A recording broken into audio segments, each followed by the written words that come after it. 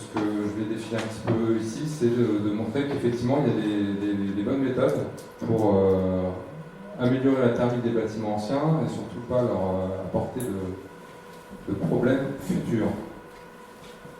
Donc, ce que j'indique, il faut effectivement, pour éviter les erreurs, faire le diagnostic préalable et bien intégrer toutes les caractéristiques qui ont été vues précédemment, donc la migration, l'humidité, toutes ces choses-là.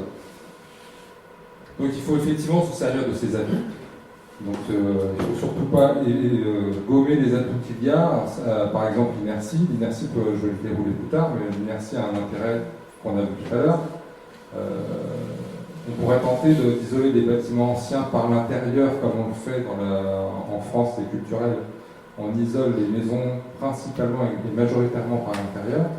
Pour le coup, on se gomme, on n'utilise plus l'inertie de ce qui se retrouve derrière. Du coup. La faculté qu'ont les murs à stocker des calories, si on isole entre l'endroit où on chauffe et les murs qui sont derrière, les murs ne servent plus à grand chose. De ce point de vue-là, en tout cas. Et il faut effectivement gommer les faiblesses qu'il peut y avoir et surtout, comme je l'indique, sans modifier cet équilibre qui est intéressant et qui fait que une maison ancienne peut être très saine et durable. Donc, comme on est sur de la rénovation, on est souvent à faire des arbitrages et souvent à faire des compromis. L'idée dans tout ça, c'est de faire des compromis en connaissance de cause et surtout pour ne pas créer de désordre futur. Donc ce n'est pas forcément des désordres que vous allez voir demain, mais des erreurs qui ne sont pas forcément visibles au départ, dans 5, 6, 7 ans, peut-être un peu plus tard, peut-être un peu plus tôt, ça va se manifester à un moment donné. Donc il faut effectivement utiliser des bons produits aux bons endroits, avec les bonnes épaisseurs et avec la bonne technique de mise en œuvre. Je paraphrase souvent quelqu'un qui est assez pointu en isolation thermique des bâtiments. Il dit mieux vaut mettre parfaitement, et ça me fait mal de dire ça, mais parfaitement 20 cm de laine de verre avec tout ce qu'il faut bien pour gérer l'étanchéité, etc., qu'utiliser une laine de chanvre ou de la boîte de cellulose, mais le mettre n'importe comment. Ça, c'est de l'argent qui est dépensé pour rien, qui va apporter pas grand-chose. Mais il vaut mieux quand même utiliser la laine de verre. Donc, une des choses qui est primordiale, ce que nous, en tout cas, l'Itablion, on met en avant et on pense qu'il est une étape qui est vraiment très importante, c'est gérer l'étanchéité à l'air j'ai mis en gras de toute l'enveloppe. En général, l'étanchéité à l'air dans l'ancien est assez bien vue et traitée sur les murs, avec les enduits à la chaux, etc. Donc on arrive à peu près bien à gérer cet aspect-là. Ça va être un peu moins le cas sur tout ce qui est ouverture, et puis sur les parties toiture, où on n'avait pas l'habitude de traiter ces éléments de l'habitat. Donc ce que j'indique, c'est qu'il faut utiliser des membranes adaptées. En sous-toiture, par exemple, c'est ce qu'on appelle des membranes HPV. Donc une membrane qui est par pluie à l'origine, mais qui en plus, HPV, c'est hautement perméable à la vapeur. Comme dans les murs, on essaie en tout cas de reproduire ce qui se fait dans l'ancien sur les murs, à savoir favoriser les échanges gazeux, donc tout ce qui peut être l'humidité qui va pouvoir se stocker parce qu'on vit dans la maison, parce que nous on respire, parce qu'il y a le chauffage, parce qu'il y a tout un tas de choses. Que ce surcroît d'humidité doit être géré par la maison, toute la maison, la toiture comprise. Donc l'HPV permet d'évacuer l'humidité qui peut être contenue dans l'isolant en excès, sans avoir à dégrader. On évite l'effet, ce qu'on appelle nous l'effet cocotte minute. Je vais citer par exemple les isolants minces thermo-réfléchissants qui sont en aluminium, etc. Ça c'est complètement fermé et ça peut être une catastrophe pour le bâti. Pareil pour les membranes côté intérieur. Donc là je parle côté volume chauffé. Autant on a des membranes qui sont par pluie, on va éviter les infiltrations d'eau et ça respire toujours. Autant en intérieur, on met des membranes qu'on appelle nous hygro-variables. Il y a tout un tas, je rentre un peu dans la technique, il y a tout un tas de membranes qui existent. Sur la rénovation bâti ancien, nous on a tendance plutôt à privilégier une membrane hygro-variable, savoir que dans sa constitution, elle va, selon les périodes de l'année, se fermer ou s'ouvrir à l'échange de vapeur d'eau. Concrètement, l'hiver, on va fermer pour qu'il y ait moins d'humidité qui rentre dans l'isolant. Par contre, l'été, ça va s'ouvrir pour que ce surfroid puisse rentrer dans la maison, sans que ça dégrade l'isolant. Voilà. Donc tout ça, cette étanchéité, elle est la garante du confort et surtout la durabilité du bâti. Donc c'est un ensemble de choses. Tout ce que je veux vous dire, tout ce qui a été évoqué précédemment, c'est un ensemble de choses qui fait que ça fonctionne et qu'il y a un équilibre dans la totalité.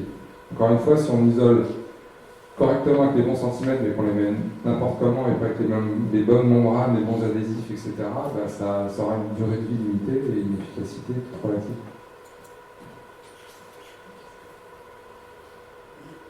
Ce que j'ai mis en premier du coup au niveau isolation, c'est souvent la toiture et le rampant. Les rampants, c'est par ici qu'il y a le plus de déperdition thermique dans l'ancien. Encore une fois, les murs sont gros, épais, ils ont l'inertie, ils n'isolent pas, mais ils sont ancrés, ils ont une forte capacité à garder les calories. Le toit, c'est différent, évidemment, il n'y a que la couverture, a priori. Donc voilà, on essaie aussi de reproduire le phénomène de déphasage en toiture comme on peut le faire, comme ça existe naturellement avec le mur. C'est-à-dire qu'on va utiliser des matériaux à forte densité, on va mettre les bons centimètres, pour qu'effectivement on soit confort toute l'année sous les toits. À savoir que du coup la chaleur estivale va mettre beaucoup de temps à rentrer, à traverser, à commencer à chauffer. En général, c'est les chambres qui sont sous les toits. Et concrètement, ça a commencé à rentrer et à chauffer la pièce quand le soleil décroît et on peut ouvrir les fenêtres et jouer sur ce déphasage-là. Donc c'est important de gérer l'étanchéité pour ça et de mettre les bons centimètres.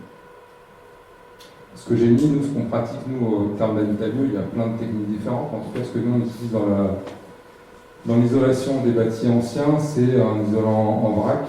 Alors, en l'occurrence, c'est la ouate de cellulose pour ce qui nous concerne, mais il y en a d'autres. L'intérêt, que ce soit en mur ou en rampant, c'est que l'ancien, il a rien qui est droit. C'est ce qui fait son charme aussi, le charme de l'ancien, c'est que tout est bigoué et voilà.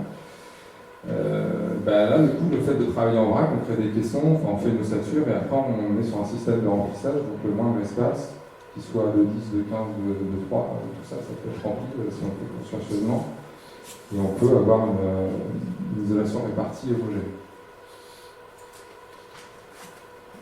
Ce que expliquait Isabelle tout à l'heure, l'effet paroi froide, alors on peut effectivement le gommer. Ce que je disais précédemment, c'est que là, du coup, on est sur un autre système d'isolation. Je parlais de l'isolation en tant que telle des murs. Là, on joue sur l'effusivité des matériaux, le fait qu'ils vibrent chaud ou froid. Là, en l'occurrence, pour gommer cet effet paroi froide, on va rajouter quelque chose de fibreux qui va rayonner chaud. Moi, je prends souvent l'exemple dans le pays scandinave, il fait froid, les maisons sont en bois, c'est du lambré souvent, ça amène du confort. Dans des pays en Afrique du Nord, par exemple, on cherche de la fraîcheur, on utilise des matériaux locaux, mais en tout cas, on utilise quelque chose qui vibre froid parce qu'on a besoin de fraîcheur. Donc c'est de la faïence, c'est de la terre, c'est de la pierre, etc.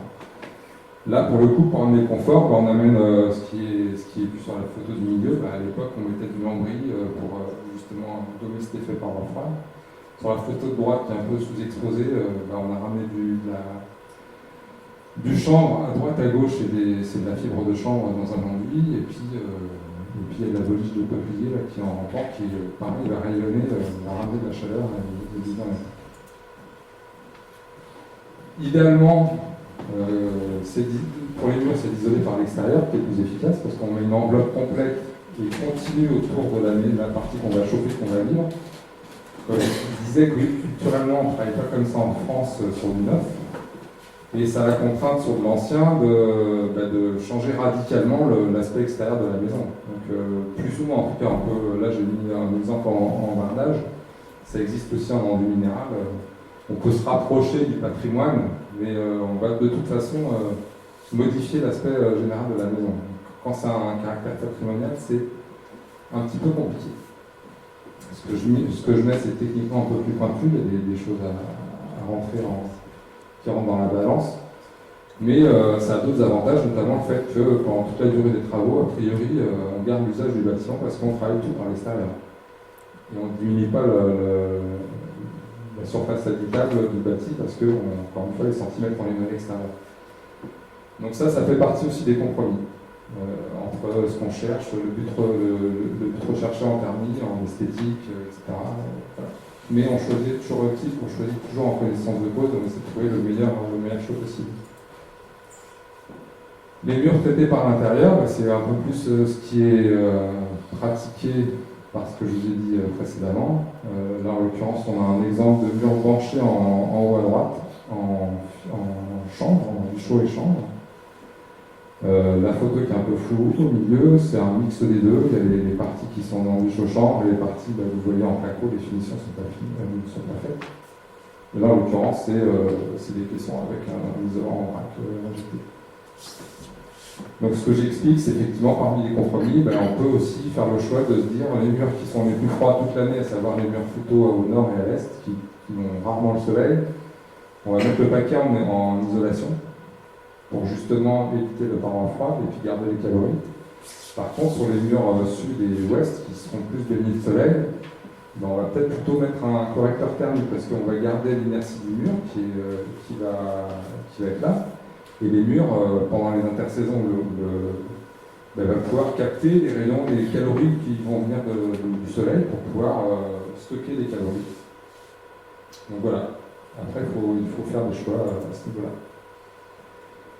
L'isolation des dalles et des sous-sols, ce que je mets, c'est que c'est souvent négligé parce que c'est une partie qui est un peu plus compliquée, complexe à traiter. Souvent, ça nécessite des gros travaux de dépose ou de terrassement, d'excavation pour pouvoir avoir les bons centimètres, etc. En tout cas, c'est possible. Il y a plein de techniques. Là, il y en a une qui est citée par le PNR. Ça, c'est des visuels qui sont sortis des documents qui sont sur la table.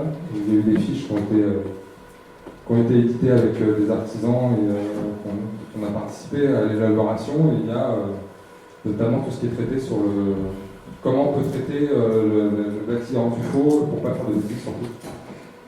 Donc ça sera à votre disposition et voilà.